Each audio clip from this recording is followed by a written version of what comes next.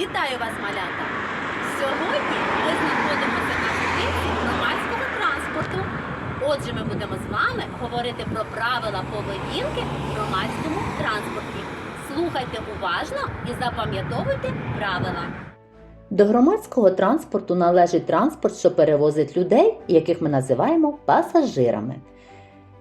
Це звичні нам тролейбус, трамвай, автобус, потяг, а також літак, пароплав, метро. Послухайте уважно основні правила поведінки в транспорті.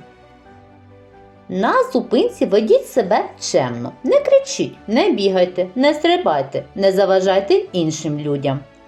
В транспорт потрібно заходити тільки тоді, коли він вже остаточно зупинився і з нього вийшли пасажири, що прибули на місце.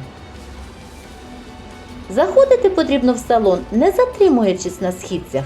Якщо є вільні місця, присісти, якщо ні, то міцно триматися за поручні і обов'язково перед цим потрібно розрахуватися за проїзд. Якщо ви сидите, а на наступній зупинці заходять люди похилого віку, вагітні жінки або з маленькими дітками, обов'язково потрібно поступитися місцем. Не можна заходити в транспорт з їжею, адже ви можете забруднити оточуючих та салон засобу.